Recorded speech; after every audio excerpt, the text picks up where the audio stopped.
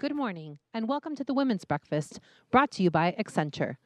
At this time, please welcome to the stage the Mistress of Ceremonies for this morning's program, Rocio Lopez.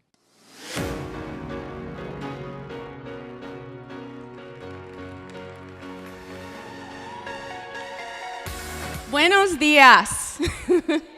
How are you ladies doing today? Great.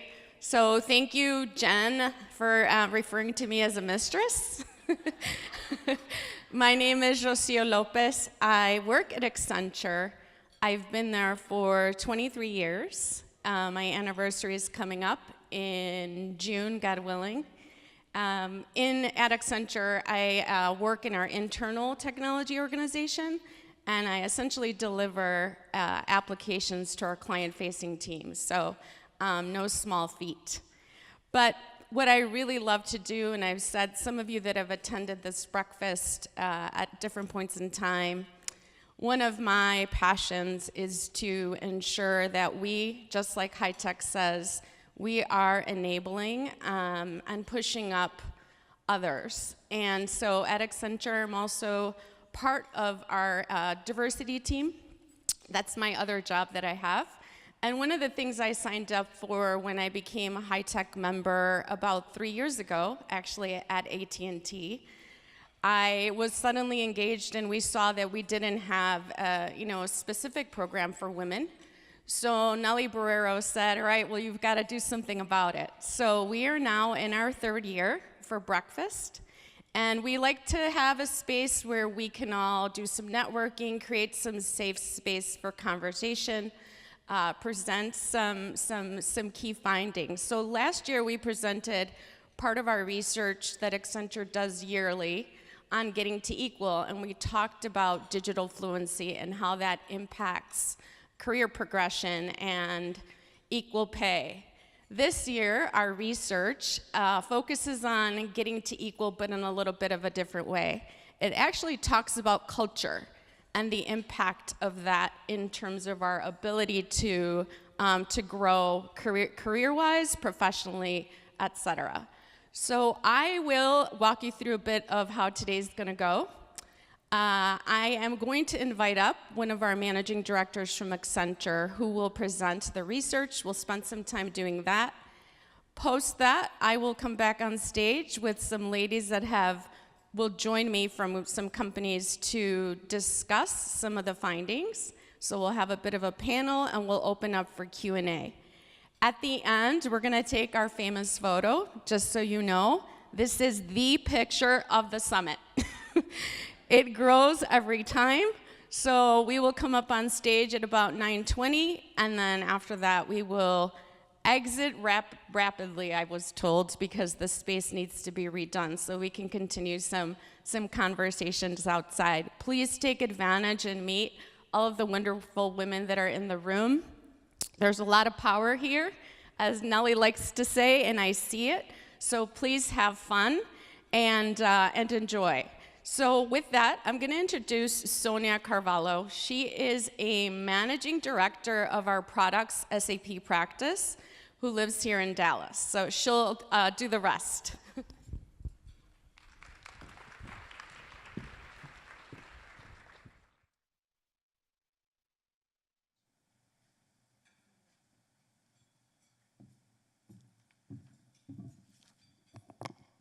All right, good morning, everyone. So as Rocio mentioned, my name is Sonia Carvalho, and I'm a managing director at Accenture, and I'm part of the products SAP practice. I am half Indian, half Sri Lankan, and I was born and brought up in the Middle East. So growing up in the Middle East, or before I go into the Middle East, so within the Middle East, I was born and brought up in Oman. So Oman is an extremely beautiful country, and it sits right between Saudi Arabia and UAE. Growing up in Oman, as an expat and as a woman, well, girl, was very different than life here in the United States. I remember my mom telling me nearly every day, don't show you are afraid. If you show fear, they will keep coming back. I grew up always looking over my shoulder, whether it was walking through an alley or crossing the street to go to school. Because as girls, we were constantly harassed. Whether it was,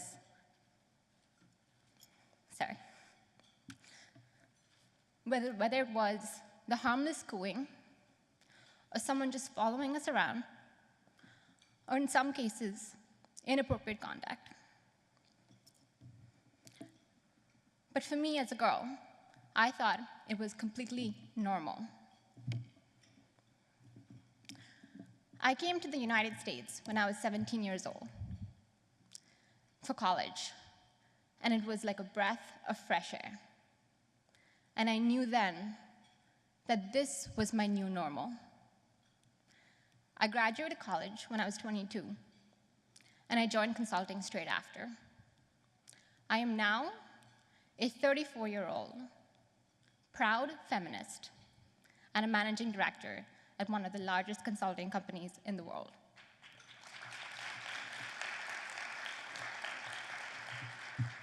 Thanks. Why am I telling you this story?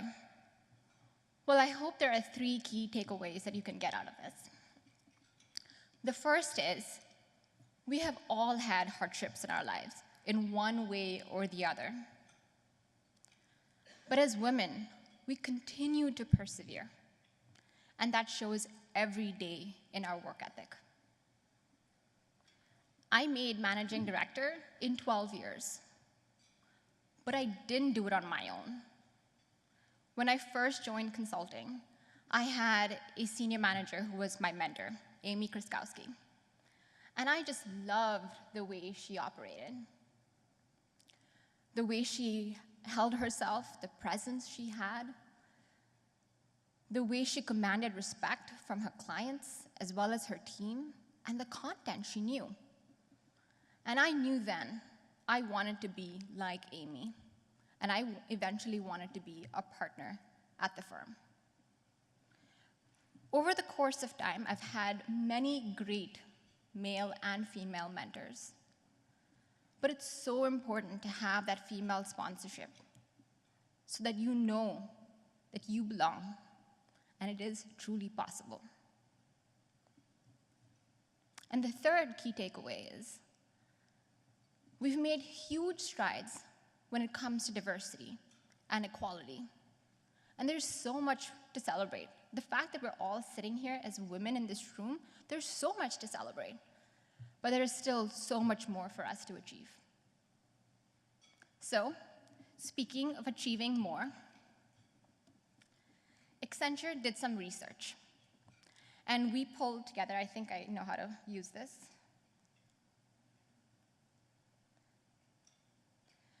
Accenture pulled together a little over 200 personal and workplace factors. And we surveyed a little over 22,000 individuals across 34 countries across the globe.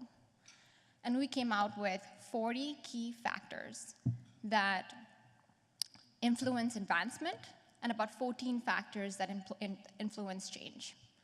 And what we did was we then grouped this into 3 big categories.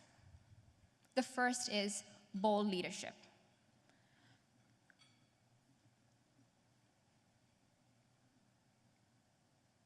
I think these are different slides. That's okay. I'm just going to walk through these.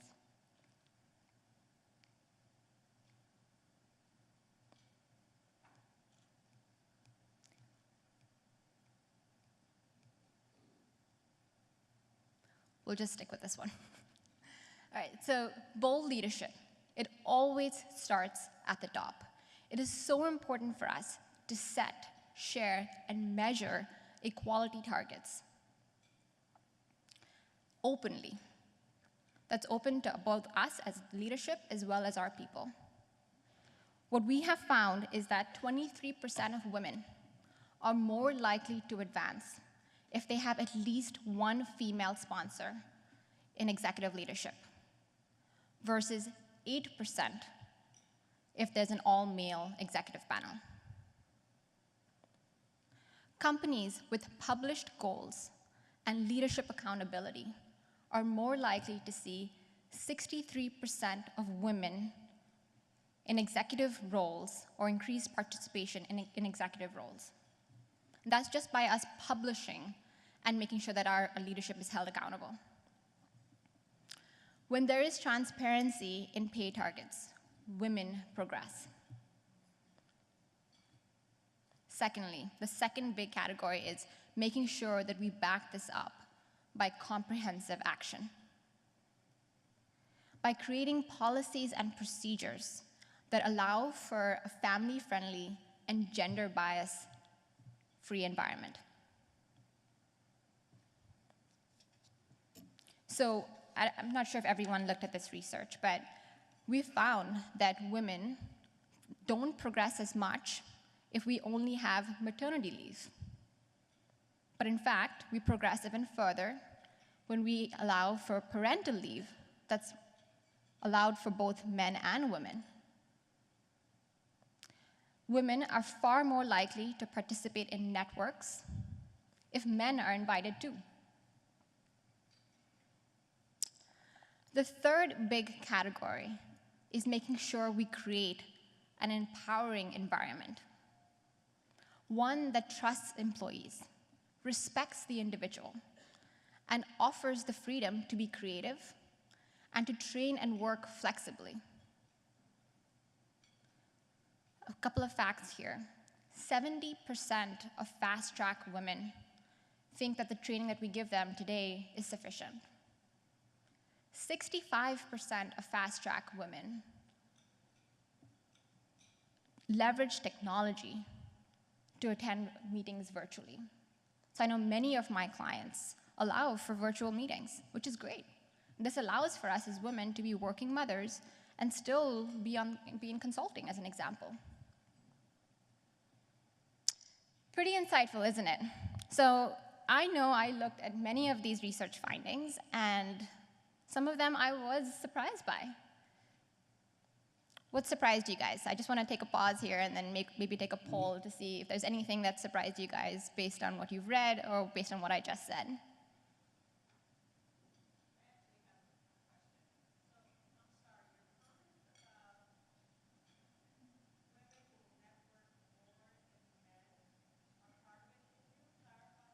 Yeah.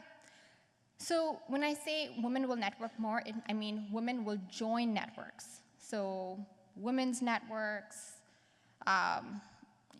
any kind of network. They don't want to just be a women's network anymore. They want men to be included too. And I think that's the theme we're seeing from this whole research, is we don't want to just have maternity leave for us. It's great that we have 4 months at Accenture, but we don't want it to be just for women and feel that when we take 4 months, we're not going to progress as much. We want the same right to be given to men as well. And I think that's the theme of what we're seeing. And that was one of the facts that surprised me, right? But I see where they're coming from. We just want to be treated equally at the end of the day. Anything else that surprised you guys? Or ladies, sorry. Okay. All right, so now what? So as each of us in this room, as leaders in our firms, I have 3 asks. One is to absorb this research, look at it in greater detail. I think there's like 150 pages of research material that I've essentially summarized in a couple of slides. Secondly, assess your readiness to make vital changes in your organization by asking tough questions around policies and procedures that you're going to introduce in your firm. We did that at Accenture on Friday at International Women's Day. We had an all-women's panel and we had an all-male panel. And we asked them tough questions. And many of them are actions that we're going to take into effect. So we need to do that across the board. We also need to publish targets and hold our leadership accountable.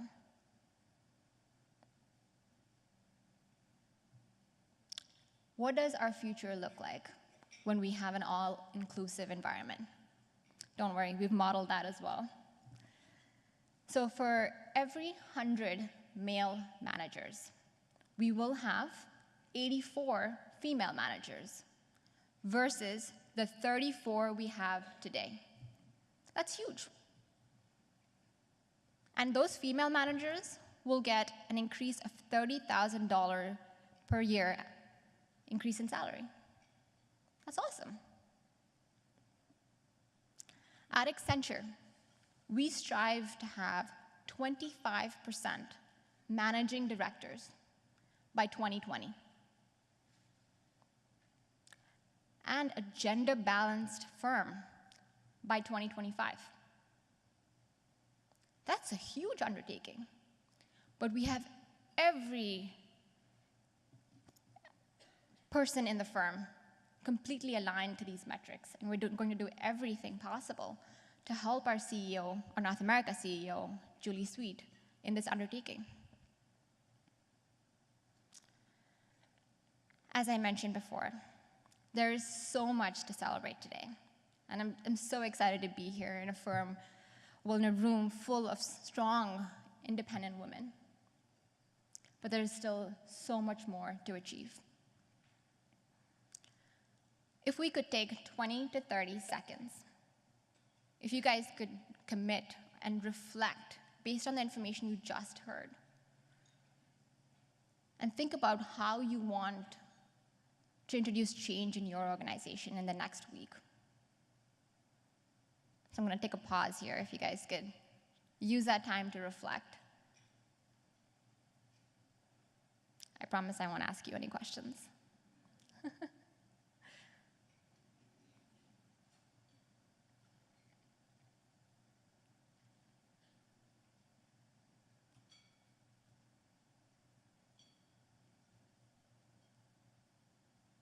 All right. I see some reflection going on here, so perfect.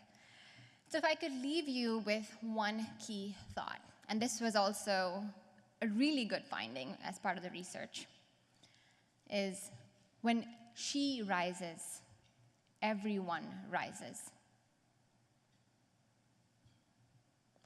So not for one day in March, but all year, let's commit.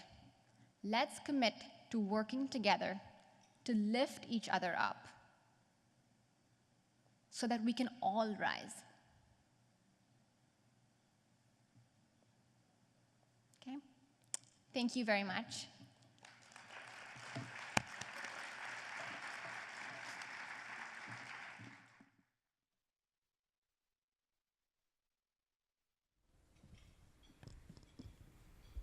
Thank you, Sonia.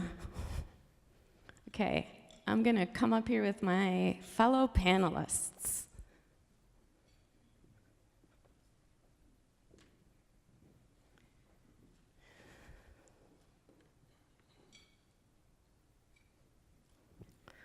All right. Well, I hope you enjoyed the summary of the research and the findings. I will provide a link post this, and you all can read those 160 plus pages. But essentially what I took and heard from the conversation that we started this morning is, so getting to equal is really about getting, under those three themes really, is anchoring back to this concept of workplace culture. So there's something to be said about what really happens, right? And how do we really feel equal, and what I like to say, real and authentic. And there's a lot that I know is happening at our companies, but before we get deep into conversation, I'm gonna have the women introduce themselves, so we'll start with you. Thank you, Lucia.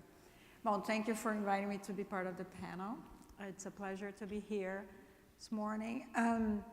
I'm Adriana Torres. I'm the Senior Vice President of Global Customer Support for Hospitality for Oracle.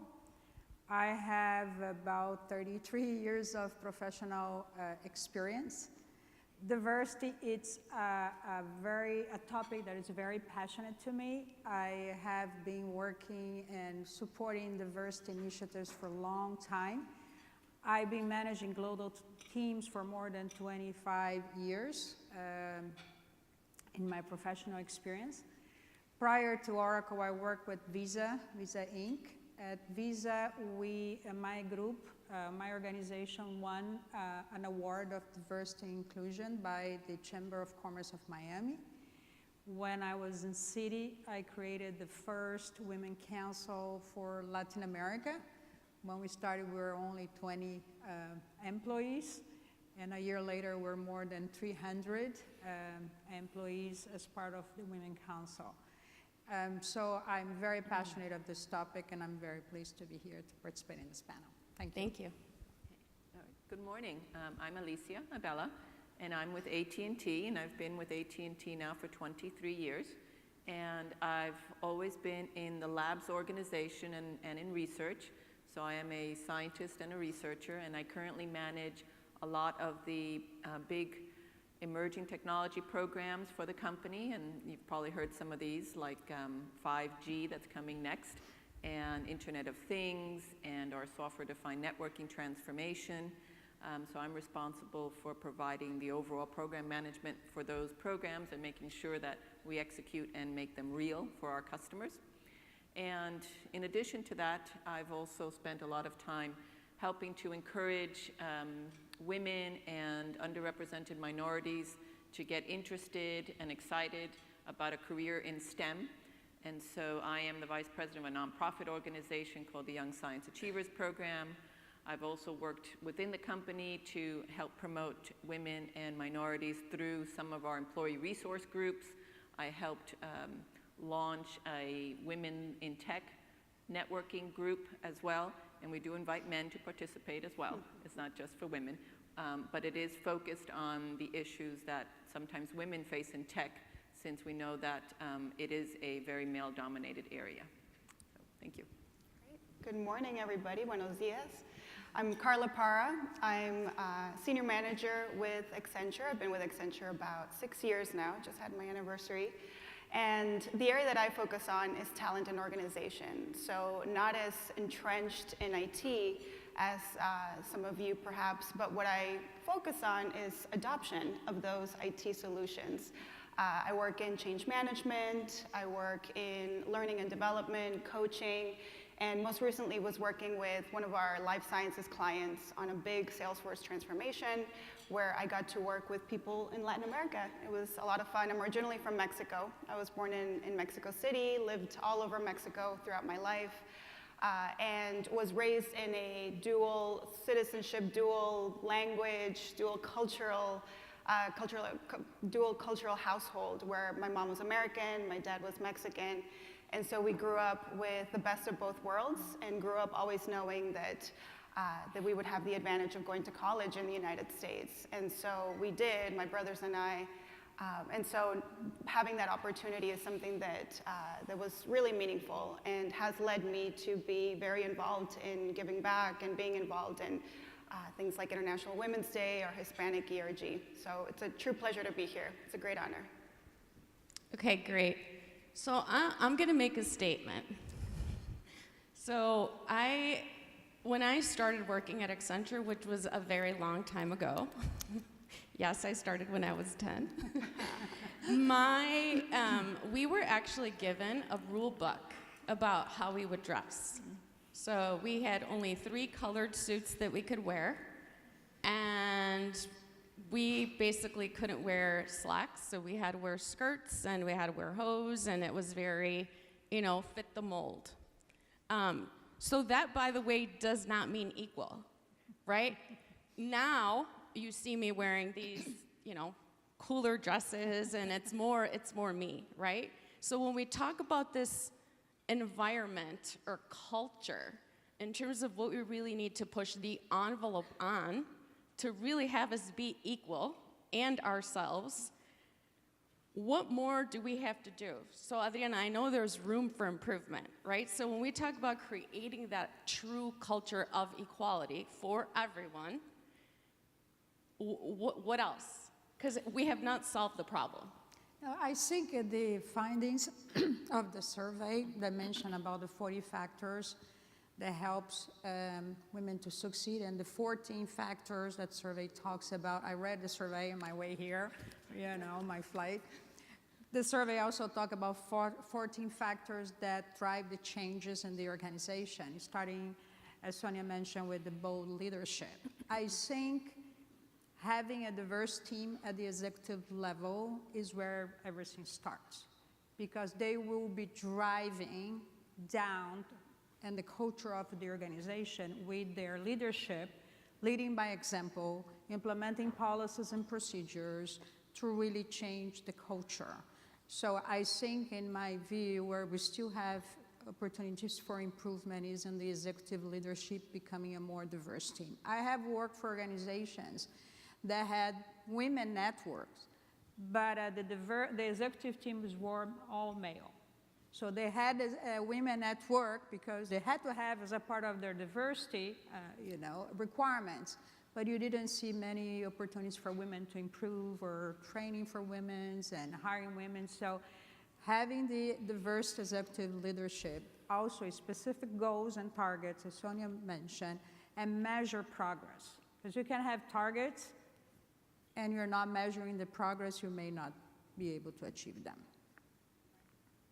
Anyone else want to add anything to that? Ladies? So I'll add something to it. Because I was recently asked a question about how can women help advance in corporate America, and what do you need to do, knowing that a lot of the executive leadership are men. And networking is a big part of it, and we talked about the importance of networking already today.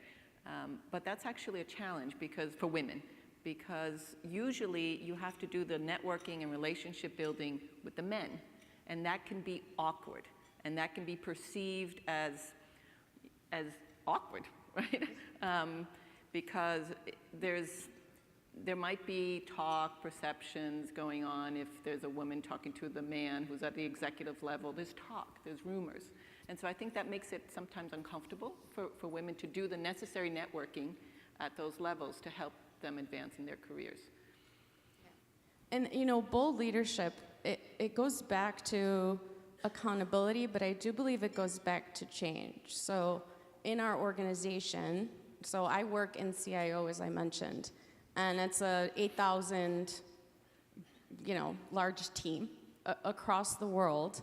And up until 2 years ago, when we didn't have the metrics and we didn't have the data that we were using, we were not having the conversation on why not that woman or why not that man, right? When you add in all the influencers on diversity, ethnicity, and whatnot, it wasn't until then that it really opened their eyes. And it did something else. It opened up the line of communication. So part of that, bold leadership is actually having those folks not only speak and set to numbers, but also really opening doors on conversation.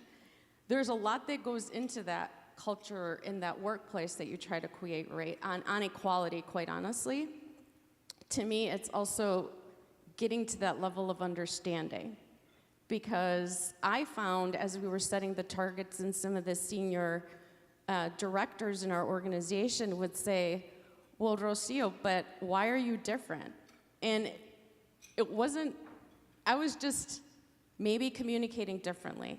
And when I would get that feedback on, well, it's because you're passionate, I was like, yeah, and? How are we going to use that to your benefit, right? But it was almost as if it really allowed for that convo, that then it got them to that level of understanding, which is what's really empowering them to do things differently, even in terms of how they approach staffing. So I didn't take my lock off my phone.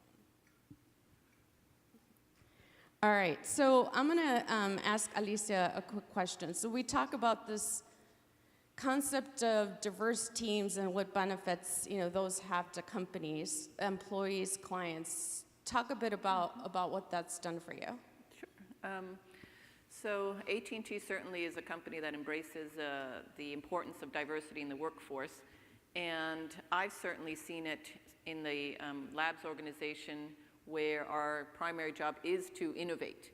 And I've always said that in order to innovate, you have to have diversity of thought. And so you have to have teams that come from many different backgrounds, have different experiences in order to be able to bring new, fresh perspectives to the task at hand, to whatever products, services, new invention, new technology that we're bringing. And I work on teams, multiple teams, that comprise many different people from many different backgrounds and many different experiences, certainly very cultural as well, because there is in tech a lot of different companies and people from different backgrounds that we hire to do the work. And it's always very stimulating, because if you don't have that kind of diversity on your team, then you start sounding like an echo chamber. Everybody's just kind of agreeing.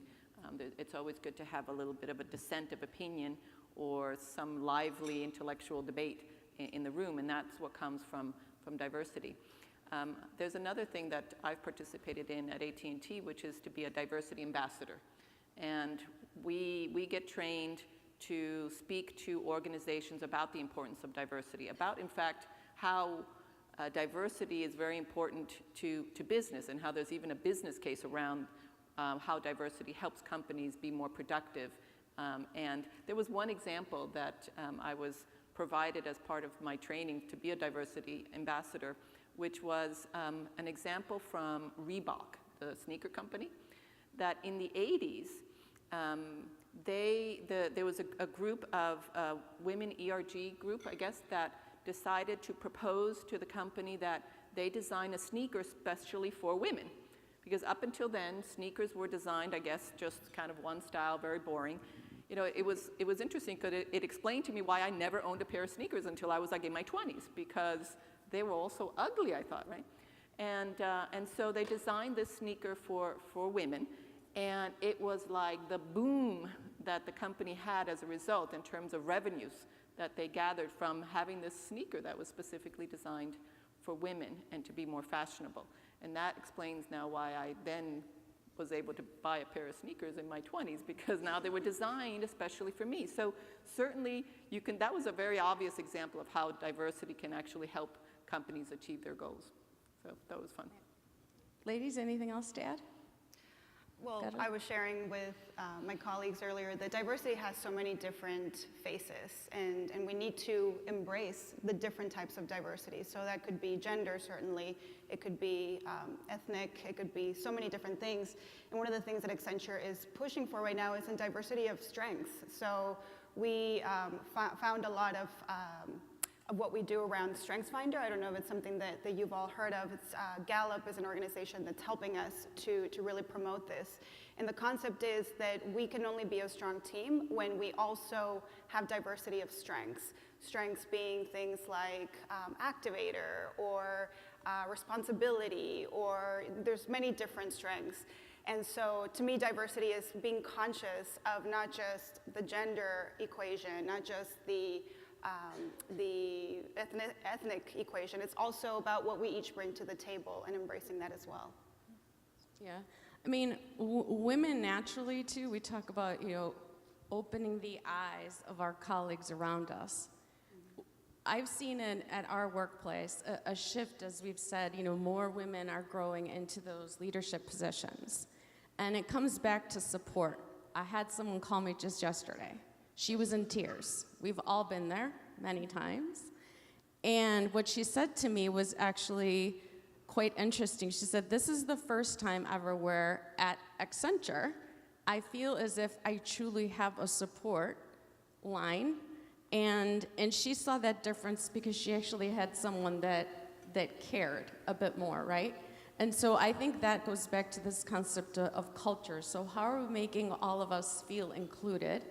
And how are we really nurturing each other and supporting, right? Because at the end of the day, that's what I think this is about. So we're going to talk about the men a quick bit. I've been asked the full 3 years, number of summits we've had, why the men are not in this room. By the way, Mildred, where are you? She's right there. So we spoke one of the network breaks, and the guys kept saying, well, what do you guys talk about in there that we don't know? And I said, well, there's some things we would want to comfortably discuss, but we'll see what we could do. So I asked Microsoft to sponsor HITEC at that point. And I said, if you do, we will have the men join the room. So we are set up to do that in July. So July 31st, we will be having about 200, 250 room breakfast, and we will invite the men into the conversation. So what I wanted to ask Carla is, why do you believe it's important, and how do we start shaping that to be conversation when we get to Microsoft, because they're going to be here? Well, I think it's absolutely critical. It's not important, it's critical for men to be a part of the conversation. We're talking about equality, and equality is about the two of us, the two working together. I think there's 3 reasons in my mind why it's so important. Number one, we need men to understand, to come to the table and then understand. And one of the things that surprised me from the findings was that men tend to be more likely to assume that their company pays both men and women equally. And while that may be true for some companies, it's certainly not true for everybody. And so we need them to be part of the conversation to understand where we stand today, so then we can work together to shape the future. The other reason I think why it's important for men to be part of this discussion is that we need them to still be our mentors. One of the things that I heard last week at Accenture, we were talking a lot, International Women's Day, and we had a lot of discussion. And one of the things that came up was that ever since the Me Too movement started to unfold, a lot of men have started to retract in their sense of responsibility to mentor other women for fear of being misinterpreted in their intention. And while I can understand that, that's absolutely the last thing that we need. We still need that level of mentorship. And I have mentors that are men, career counselors that have helped me throughout my career. The last thing that I want is for them to feel that they can't meet one-on-one with me and give me feedback. So that's important. And the other reason why it's critical is that men need to be the influencers of the next generation, right? So there's a really neat video that came out last week too. Some of you may have seen it. It's called the Norwegian Child Experiment for Gender Equality. It's a really short, fun video. And what it is, it's a video it shows pairs of boys and girls that are about maybe 5, 6 years old. And the boy and the girl are asked to team up and to separate balls of different colors. And after they finish that task, the boy and the girl are given a reward in candy. And the boy gets half more candy than the girl, and is told that because he's a boy, he's getting more candy than the girl. And they are so confused, just so perplexed. They're like, but we did the same task. And the experimenters say, yep, that's right, you did the same task, but you still are getting more candy because you're a boy and you're a girl. And they start using words like, well, that's weird, and that's wrong, and that's unfair. And I think that's just great that future generations are starting to see this as, this is just wrong. Like, why would that happen? And so we need men to be a part of the discussion that we're having. They need to have a seat at the table with us to ensure that that continues into the next generations, whether they're fathers, brothers, uncles, friends of family. We need them to work with mothers, or if they're single parents, to make sure that that continues to be a weird, a wrong thing, and hopefully ultimately becomes a non-issue. I totally agree with Carla and all her comments. I have 3 brothers. I think a lot of men want to support. I have 3 brothers. They all have daughters. They are great advocate of gender equality. They want their daughters to have the same opportunities their sons have. So I think we can have a lot of support getting the men involved as well. I mean, and I go back to this concept of coaching, right? And there's that reverse conversation that does need to happen.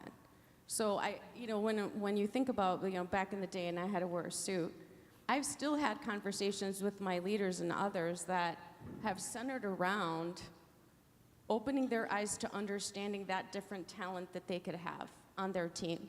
And I had one leader not too long ago at Accenture say to me, but why? What's so different? Or, well, what am I not understanding? And I said, well, there's a lot. Sit down and talk to those other 3 that you have not talked to, right? Because what ends up happening is they go back to, I'm going to grow staff, the guys that I know. And so, this guy in particular stared back at me, and I said, "You're trying to have me run in your shoe and have me become you, and I'm not you." And his face just, he didn't know where to hide a bit. But I wasn't afraid to say it, because I said, because you know what? I like my heels, and by the way, I can run in my heels. And they're a size 7.5, and I choose the color. But he was a bit shocked because he was actually trying to make me be him. And that's where you talk about diversity, right? Diversity of thought is staying true to yourself. And that's the conversation that needs to open up a bit more as we have discussion with men. I agree with the mentorship, but I have an opinion that it's also different sort of conversation in terms of, actions that they could take alongside us, right? All right, so let's talk about, Carla, the smartest thing that you and your company has done to advance this agenda on equality. Well, certainly the targets that we've set for ourselves, and I'm thinking particularly the gender balanced workforce by 2025, I think that's very bold, and the fact that we're making it so public is wonderful. There is one initiative, though, that is more internal and that has touched me personally, which is a campaign that we have going on right now all over the world called Truly Human. And this campaign acknowledges something that is so obvious, that we are all human. But if you know the consulting world, or I'm sure this applies in many other workplaces, you're expected to be at 150% all the time and just give everything of yourself. And so what Truly Human does is it acknowledges, for the first time, at least in the time that I've been at Accenture, that there's more to us than just work. There's an acknowledgement that we value our families, and we value being fit, and we value a sense of connection with others.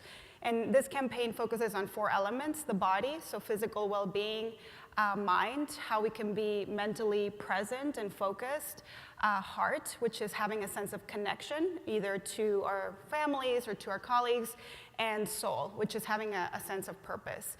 And so it's a still fairly new campaign, and I was a little bit skeptical. It seemed a little fluffy to me in the beginning, but as we've started to talk more about it and have conversations around it, I've seen some really impactful things happening in promoting that sense of inclusion.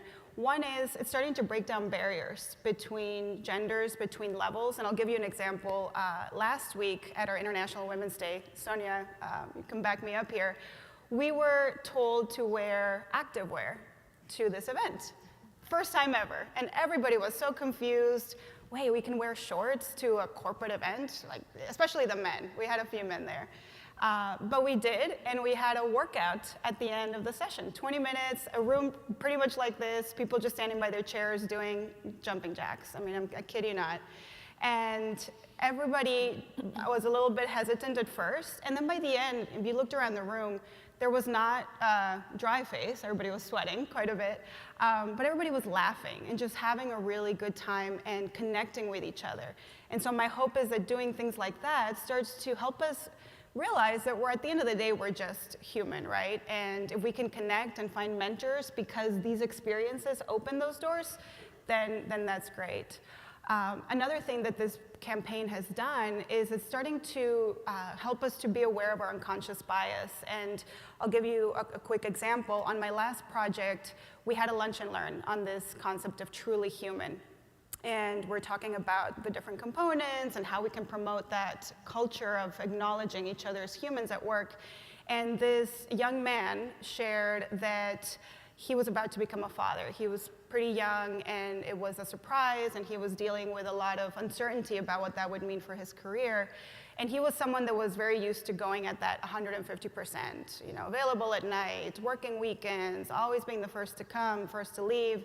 And he was concerned that we weren't going to support, as leaders, we weren't going to support him in this new phase of his life. And because we were having this conversation of truly human, it helped him to say, my life is about to be very different, and what can you do to help me have a little bit more balance? And so to me, that was a realization that we need to be conscious that it's not just mothers or new mothers that we need to support, it's also men. So it really just opened that sense of comfort and trust in acknowledging that we all need to be supporting each other. And at the end of the day, we're all truly human. Yeah. Adriana. Yeah, I'd like to mention that too. I think for Oracle, one of the best thing that they did, or smartest thing, was to appoint Safra Katz as our CEO.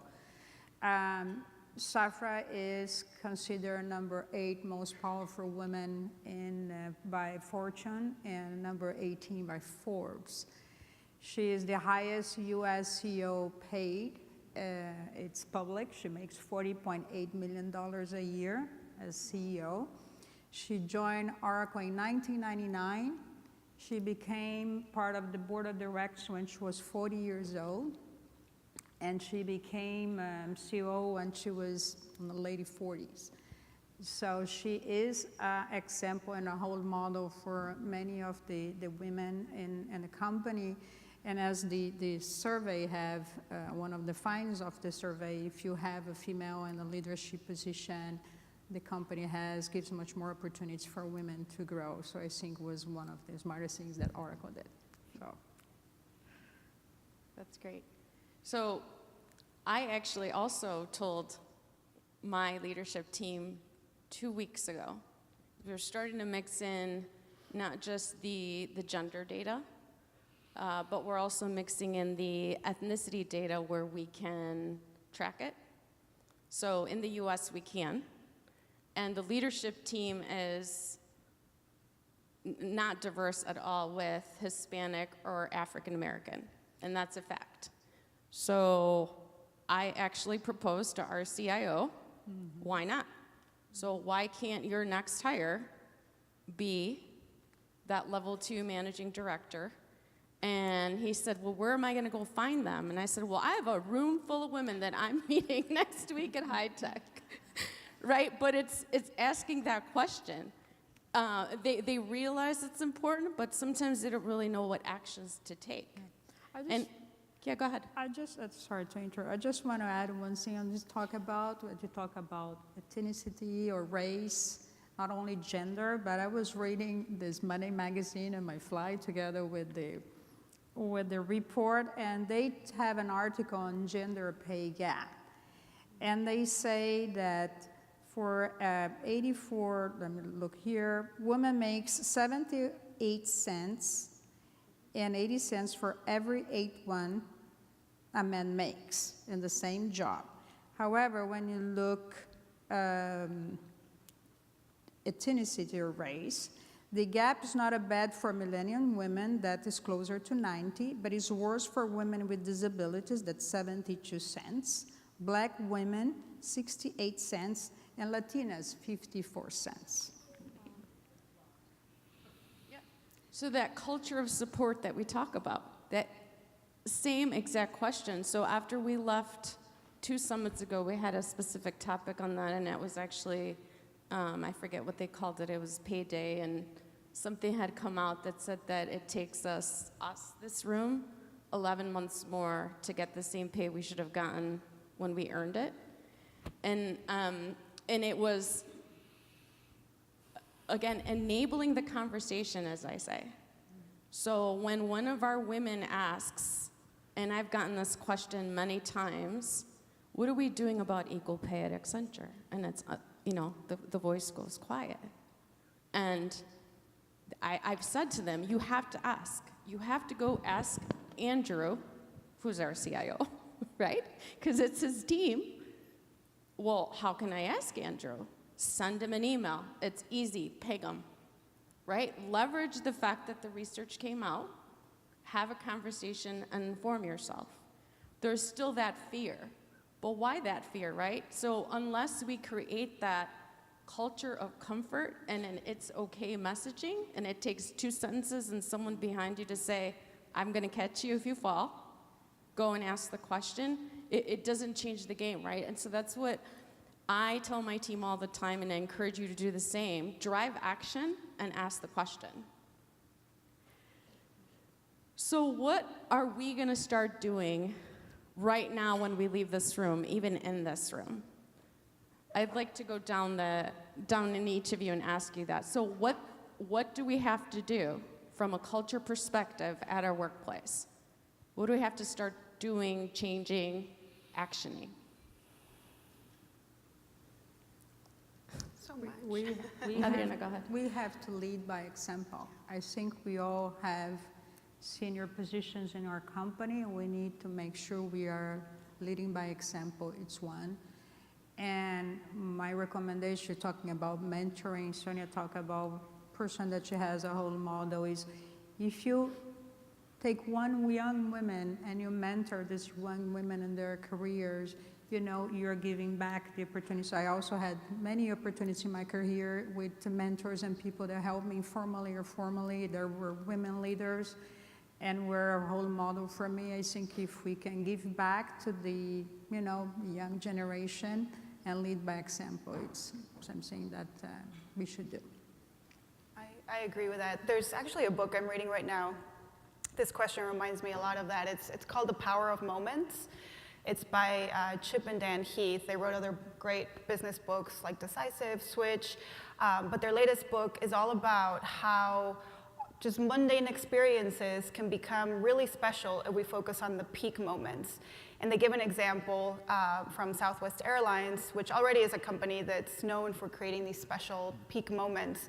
And they talk about how there was a couple that was traveling and going to get married the next day, and the flight attendant announced to the entire plane that, hey, this couple's getting married, let's all celebrate and give them a round of applause.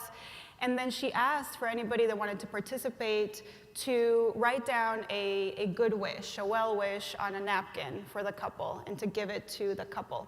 And that became what normally would be a very mundane experience, flying on a plane, to became something really special. And so the authors pose a question, what if you could do that instead at work, where you created a peak moment for your people? And it made me think a lot about our role as women in creating those peak moments, those special moments for the next generation. So what if instead of, you know, the wishes on a napkin for a couple that's getting married, you did something like that for a mentor of yours when she's about to embark on a new project or just got promoted? Or what if you had a new joiner, for instance, where you could create a truly special new joiner day, rather than have her show up and the receptionist being like, oh, who are you? Didn't even know that you were gonna show up. Instead, you had a buddy that came up to her and said, welcome, and they had her name on a screen and said, welcome to our company, and people stopped by and said hi, and you know, you could just really create something truly special and take something that's just very blah to something remarkable. And for me, I think back to my career and what's kept me at Accenture for the last 6 years, and it's really, truly those special moments. And when women have created those moments for me, when I've gotten promoted or when I really needed support, that's when it's been even more remarkable in showing the power of women helping women. So I love that. I was in a conversation recently. It was also a very similar environment as this one. It was all women, and we were talking about what we can do really to help other women. And the topic came up that too often, and you know, we're all probably a little guilty of it, we tend to praise women in the clothes they wear. Like, oh, that's such a nice outfit you have on today, right? But we have to change that a little bit too. We can still do that, but we also have to compliment them when they've gotten up and given a great presentation, where they have a great idea, when they've really managed a situation flawlessly. We have to make sure that we're also complimenting them on the accomplishments that they have and not just how they look and what they're wearing. And I think we're all a little guilty of that. So when she mentioned that in that meeting, I thought that's actually quite true. So we have to be more conscious about making sure that we deliver the encouragement, the compliments, the pointing out when somebody's done something really, really great, and also to coach when maybe something wasn't so great, and do that as well to help with the promoting women and the advancements in their careers. Adriana? So I think I had a little bit already, so I agree with with the comments. So I will add that point on creating those moments. We had, again, at work and in my project, some of the women actually tell me that. They said, why, when we get into these meetings and we're talking about very difficult technology projects or concepts and ideas that I've come up with, am I not getting that credit? So one of the things I did start doing with my team, and actually talked about it when we talked about IND as a leadership team, and there's a challenge now that we have. So we have a 30-day challenge in the organization, and a third of it needs to be focused on the talent of that individual, right? So to your point, it's not gonna be the typical, oh, well, she leads a meeting very well, and you know, she smiles, and she's always proper. So I get tagged that, by the way. We now purposely talk about what is that person doing, and we've started coaching some of the leaders to say it loudly on calls. So they must, before they end the call, recognize the work, right? And say thank you, and say, you know, talk about the idea on purpose, because that was actually missing. And a lot of the women were actually scared to go to these meetings because they felt they weren't really getting anything from it, right? They were just giving things away. And so that didn't feel quite right. So that goes back to this whole concept of culture. You know, how are we challenging our leaders and each other to recognize that we've got to bring everybody in very different ways. So with that, I'm going to open up for questions or thoughts, comments. Anyway, do we have a, it's hard to see, but do we have a mic running? Okay, there she goes. Good morning. Good morning. The question that I had, I think is a very important one around when you have targets for diversity. One of the things that worries me is that then people begin to say, well, she got the job because she's a woman, versus the fact that she's a very qualified woman. I think that's that stigma. And I think sometimes men, when they don't get the job, in their mind, they tend to say, oh, she got it because the company's trying to be more diverse. How do you handle that? Because I don't want women in those jobs to feel like they're less than or got picked because they were female. I think you should just ignore.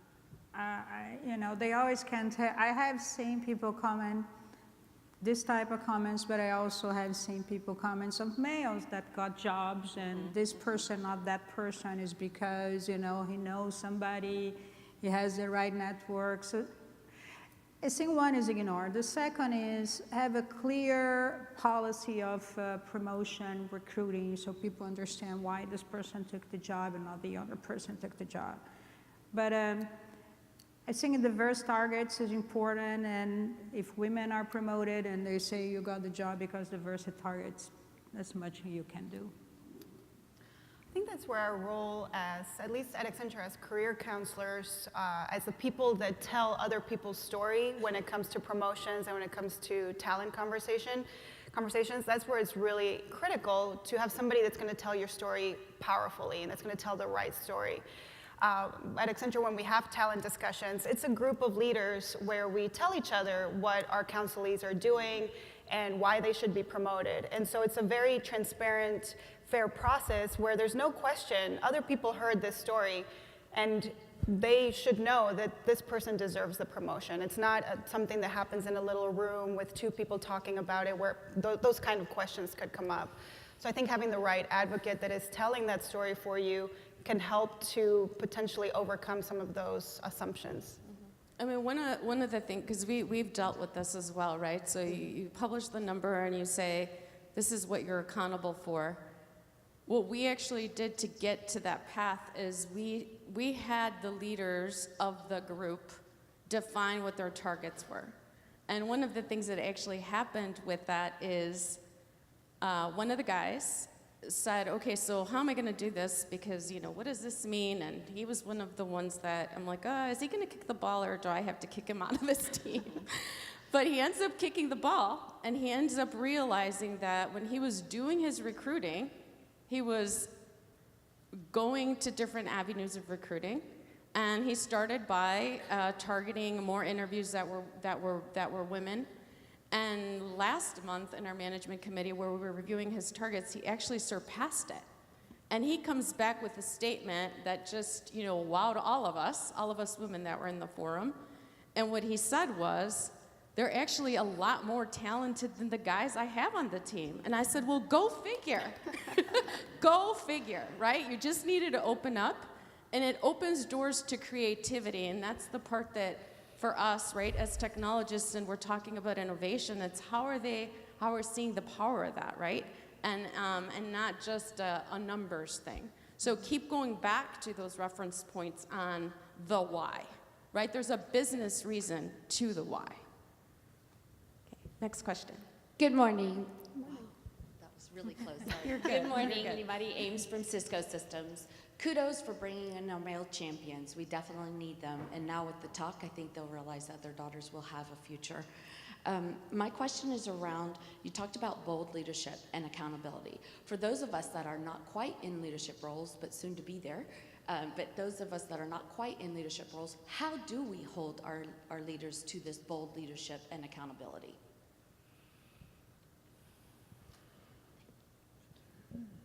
So I define leadership differently, and I tell my analysts and my interns. So we have even our Cristo Rey intern students that work at Accenture.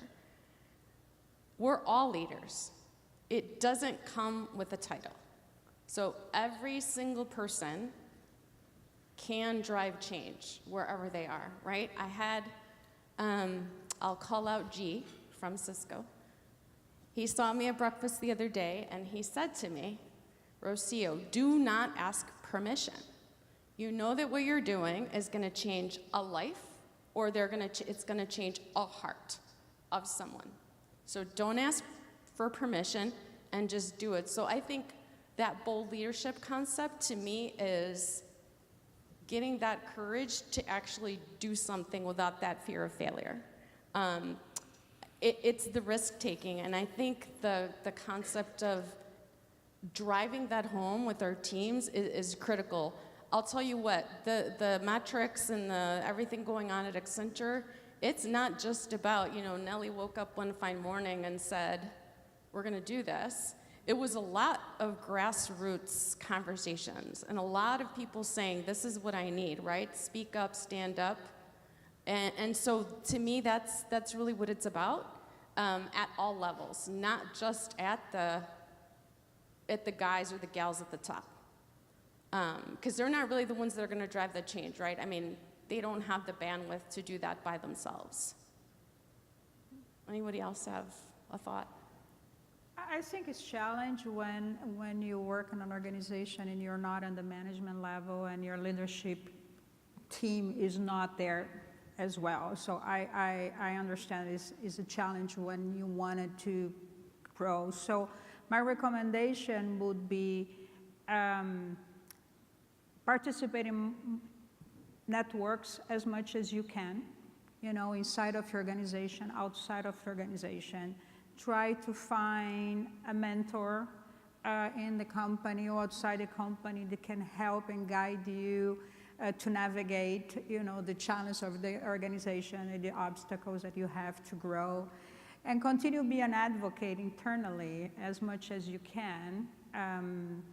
But as the organization has to mature a point that makes that, move to the next level. And sometimes some organizations are not there yet.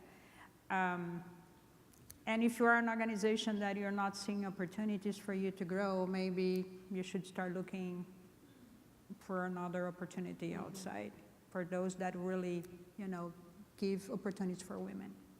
Yeah, but when we did set those targets, so I was talking about the Hispanic dimension now to gender, it's going to get tougher. So we decided to set that target. And we haven't gotten to equal yet on gender. And now we're adding another dimension. And they all looked at me as if I was crazy. And I said, no, I'm not, right? We have to be bold, so this is what we're gonna set, and we're gonna try. And we're gonna see what happens, right? And so we're doing that. But I think it's about not being afraid, right? And just making a decision. It doesn't have to be the right answer, but we have to start somewhere. That's a question. I think she is here. Yeah, I'm fine. Okay. Oh, I'm sorry. First, I'd like to thank you for your time, and it's awesome to see a group of women in this forum helping each other. I'd like to share on the point of we should actually highlight more our talents and capability among the organization versus how cute we are or how many problems we have to solve because we're moms and head of family, etc. I remember I was one of the first VPs at Oracle when the company had like 1,000 employees. So that was a tough road for me.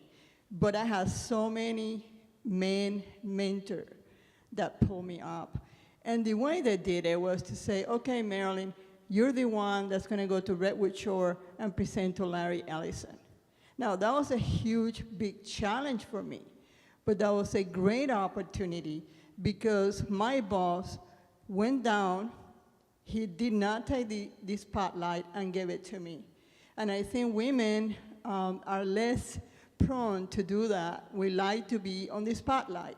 And sometimes we have to step down and let that other woman be in the top presentation or really, really come after and say, you have done A, B, and C in a tangible way that is amazing and nobody else has done it. So I think that point is very, very important. I was also a software engineer for NASA, and I was one of a few women talking about science and all that, the only woman around the table. And I did have mentors that actually allowed me to be in front of the NASA team and giving my ideas on how we can improve the welding of the external tank of the space shuttle. So that point, I like to bring it down to practicality. Let's step down from the platform and let other women that perhaps are not as senior as us to take that place, and you see a big change in how men feel about women. Thanks. Thanks, Marilyn. Okay, we'll do one more question, and then we'll have to take our photo. Thank you. The great comments this morning. My question is regarding the younger generation. I have a couple of children. One is in the workforce. She just started her work, and the other one would be entering the workforce in about 5 years. They are not coming to the table with either the gender inequality and or ethnic inequality. They have no idea about these things. When I am hosting something for them, their friends look all different races, ethnicities, gender. So to my question is actually what we are doing is actually teaching them this when they actually enter the workforce. I'm amazed because they have no clue about these things. We talk about this all day long, and they have no idea. They are like, what are you talking about, Mom? I mean, I'm like, okay, this guy is from Pakistan, and she's like, so what? So, I mean, I'm just curious, do you have programs that are actually targeting these younger individuals that are coming into corporate America and then suddenly realizing that they are not equal? And they get disillusioned and they are about to leave jobs. And I'm like, my God, what are we doing in corporate America to actually target the people that do not have this equality and we are teaching them? Do you want to take it? I think Generation X and Z and all the new generation is coming to the workforce. Comes with that mentality. They're growing up in a digital work where everybody is the same and they get all this information. They're much more informed and educated. There's no boundaries. So I believe this generation is going to be the generation that is going to drive all the change that we're talking about. We baby boomers are still talking. When I see some results of the survey, we are going to increase our pay to 94 against 100 that men makes. Why not 100? Why we still have to be below?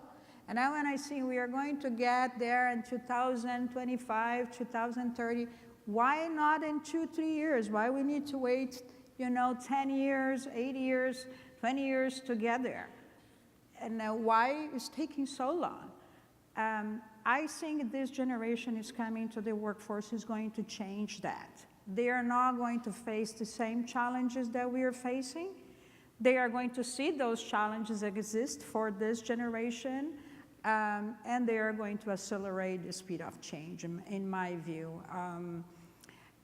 In my company, I don't believe we have anything specific for that. I just think there is going to be the reverse. I think they will be the ones driving all those changes across the organization. I will leave you with a thought, because I know that several of us engage with the Cristo Rey schools that I've mentioned.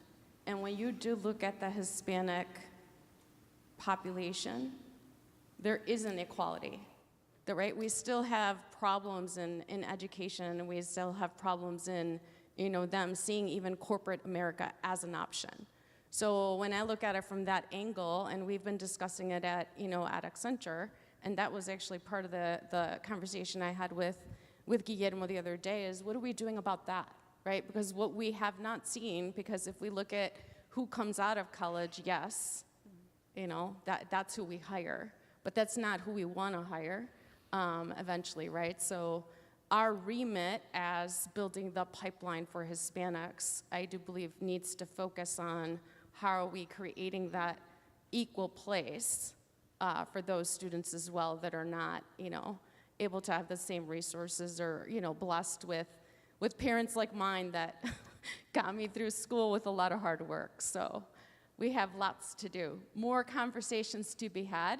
I want to thank you ladies for joining me this morning, and I want to thank the rest of you for joining. I'm going to give you some homework as you leave the room and network with the rest of the team out there. I want you to come up with 1 or 2 names of a new person that you meet that so happens to be a male, and send me the names so that we can get them on the invite list for the next breakfast. Sound like a plan? That way you can get your networking covered and talk about what some of the things that we've discussed today. So with that, we will wrap. But before we wrap, if I can ask you all to come up really quick and come on stage so that we can take our photo. Thank you so much, ladies, and look forward to meeting you out in the summit.